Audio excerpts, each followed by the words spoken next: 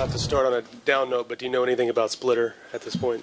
It's an ankle sprain, and I don't know. I think they looked at it because he said it wasn't broken, so I assume they x-rayed it. I would guess he'd be out. I don't know. I don't know. Anything else? Pop, what do you think about your team's focus? You know, they obviously didn't have a lot of guys, but they just came in right from the beginning and handled business. You know, the focus has been very good. We know that everything we do in this particular series starts with playing post defense and rebounding the basketball, and I think that they've kept that focus pretty good, and they're doing the best job they can against Powell and Dwight. You know, who are both tough covers, very talented, big people, and you know they're wearing us down. As each game goes along, we have to make sure we figure out a way to get everybody else to help our big guys on them because we need to cover them. What are you liking best about your team's play in this series? We're playing better defense than we did the last 3-4 weeks of the season. We're playing defense like we did the first 3/4 of the season, and hopefully that can continue.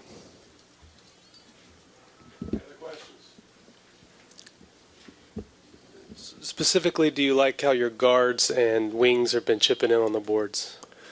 Well, that's a mandatory thing. I mean, with all the attention that our bigs have to give their bigs, it's important that they're on the board. We're fronting and three-quartering and, you know, moving around a lot on the post, and so there are going to be some situations where the backside is pretty naked for us, and our perimeter people have to do that. And I think that overall they've done a pretty good job of helping us on the board. Do you know who you would turn to as a starter? Just kind of how you change stuff up? No, not right now. We haven't thought about it at all. Yes. How do you measure your team, considering the Lakers are wounded and they're shorthanded? How do you measure the effectiveness and the fluidity of how your team is playing? I'm not smart enough to do that. You know, I don't know any measure or formula there is to do that. How do you like the way your team is playing in preparation for going forward? I think we're playing fairly well. I mean, every coach thinks their team can play better. That's what we do. You know, we're always looking for ways to improve. But whether the team you're playing is whole or banged up, like the Lakers obviously are, the team that's on the court still wants to win. And we have to bring the energy and the professionalism to play. You don't assume that you're going to win a basketball game because Kobe's not there or this guy's hurt or that guy's hurt. That's what gets you into trouble. And I think our guys have been around long enough to understand that can happen. You know, we've all been in situations where we've lost games when the other side is missing a player or these players. But I think the intensity is so high already come playoff time that everybody's pretty damn focused. It's not going to happen as much in the playoffs, I don't think, as it would happen in the regular season. Over there on the right. I thought that was you. Okay. Here on the left. Coach, talk about the play of Tim Duncan and what he means to your team. Timmy is still the foundation of our program, and at 37, you know, he showed again tonight, both offensively and defensively, what a pro he is.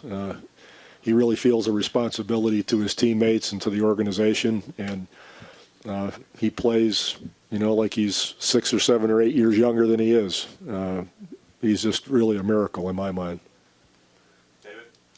Pop, after back-to-back games with Tony, does Tony look sort of close to himself again? Yeah, I think he shot jumpers tonight. He felt confident, and you know he went to the rim and he shot jumpers. He was aggressive, you know, from the beginning of the game. So I think that he's starting to feel like his old self.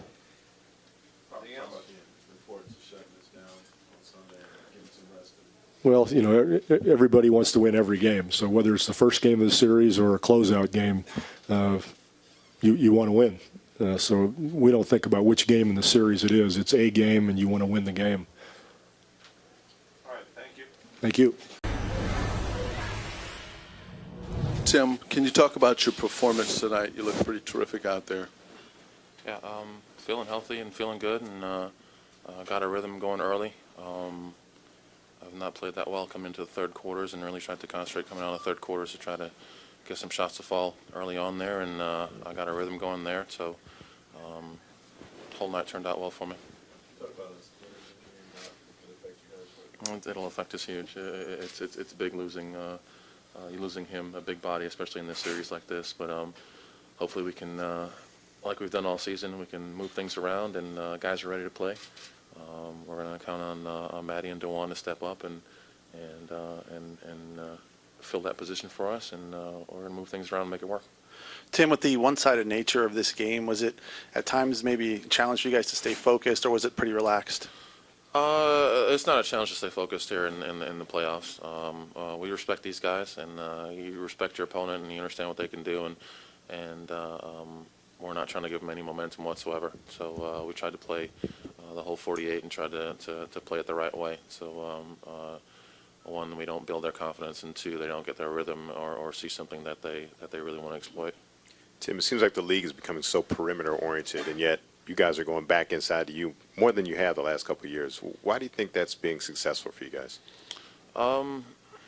Situational. Just as I said, just feeling good, and I'm making shots. So it's kind of lent itself to that. We're still a very perimeter-oriented team. A lot of pick and rolls, a lot of ball movement, but Pop sees me with a rhythm, or sees me have some kind of mismatch, and he's happy to come with me.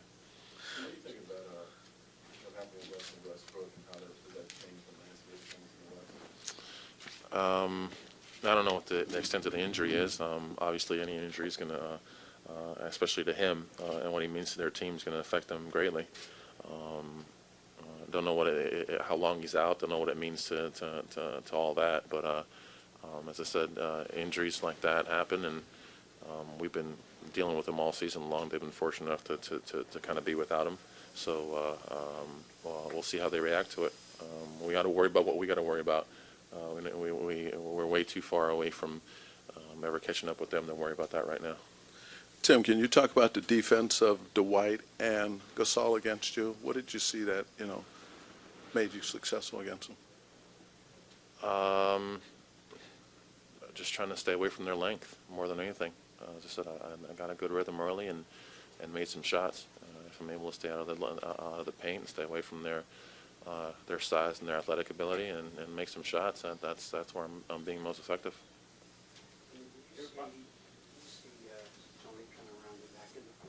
Yeah, last two games especially, him getting his rhythm, him feeling good on the court finally. It takes a while. And we want him to jump back on and be in mid-season form like he was, and controlling the club. But he got hurt. He was down, and it takes a while. I know it took me 8-10 games this season just to get back to that rhythm, and I think that's about the time frame that it's taken him. But he looks good now, and he's feeling good, and his shots are there, and you can see his confidence building. I know you guys are focusing on your own thing right now, but do you allow at all the sense of we got a real shot here if we can just keep the focus and the health together? Focus and health is what we need, and we're going to take it a game at a time. And as cliche as that is, that's what we need to do. We understand what it's about. We understand that right now where we sit. But we need to close this series out, and we need to get healthy, get some rest. We are an older team, and we need every bit of rest that we can get. If we're lucky enough to make it through this series, the next series is going to be even tougher, and after that. So we're going to continue to build, and we're happy where we sit right now at 3-0, and we want to close this thing out. We don't want to take it for granted. Last question. Your partnership with Tony for so many years is very special. Did you sense that when he came up first to San Antonio, that you will build such a strong partnership with him? Absolutely not. No, absolutely not. It took a lot of years to build that, and I'm honored to have been with him for so long and to have played with him for so long. But all that takes time to build. Hey, Dwight. It seemed like they were fouling you 2 or 3 guys a play, and they're getting a lot of whistles. You were getting a lot of whistles. It seemed to frustrate you. You talk about how physical they played you tonight? Well, I guess they did what they had to do. We just got to come back and be physical with them, and that's what we got to do next game. They wasn't letting us get easy shots, so next game we need to do a good job of not letting them get easy looks at the basket. You had trouble staying on the floor, a couple of offensive fouls again. Is there something they're doing defensively or getting under your skin, or what? How do you stay on the floor? Because obviously the defense sort of fell apart when you went to the bench. I mean, I just got to keep. I don't know what I need to do. I'm out there just being physical, Did it feel like you guys were running a set offense over there, or because everything was so new? I mean, with Gadlock and Morris, did it just kind of feel like you were just playing basketball? Was there a set offense going on? Yeah, we were running some plays. They did a good job of making sure we didn't get into the sets we wanted to run, and they made it tough for our guards to make post-entry passes. That's something we got to get better at. How difficult has this year been for you guys? Just one thing after another. Well, it's been a very tough year, but we're not going to make any excuses. We're not going to hold our heads down because of the things that have happened this season, and we're not going to quit. Particularly when you have somebody like Tony Parker on the perimeter, how hard is it to maintain sort of a defensive structure? They're really talented. You have brand new people on the perimeter. These guys are learning. They got to learn on the fly. But I think Darius and Andrew came in and played real good tonight. And they got into a good rhythm for the next game. So hopefully they can keep that going, and we get a win. You guys have a question? Just raise your hand. So what adjustments have been made, I guess, since January, maybe February, to integrate you more into what the team's doing? And how has that helped out, even in this series? Since when? I don't know, January, since maybe when you guys bottomed out? When we did what? Bottomed out at Memphis, 18 and 25, since then, I guess. What adjustments have we made? Have to use your game, show it off, and how has the Lakers' success followed? We just been playing harder as a team. We have more energy. Guys are getting in a lot better shape, and I think that was the reason why we had a better second half. Dwight, does the squad now get angry to send us back to San Antonio? Can you dig deep? Because allowing 61% shooting in your own house has got to be a level of frustration that can be garnered for the next game. I don't think we allowed them to shoot 61%. I mean, it just seemed like they wouldn't miss tonight, DeJuan Blair's throwing up Tony Parker floaters, and he's making them. The guys are hitting shots, and it's like, dang, we can't catch a break. But we just got to come back next game and play harder. There's a couple of things we could have did better tonight. Getting back on defense, they really tried to push the pace, and you got to give them credit. They came in and they played the right way, and that's what they won. Anything else? Let's do the last question. Last question. Go ahead. I mean, there's someone behind you, not me. Someone behind one. Okay. Oh, I have a question. Well, Thiago Splitter going down and you guys pretty much being unable to dominate on the inside throughout the series, do you see that as possibly a turning point going into Game 4? What? Thiago Splitter is not likely to play due to an ankle injury. Do you see that as something that could potentially motivate you and Pau to dominate a little bit more inside than you've done previously this series?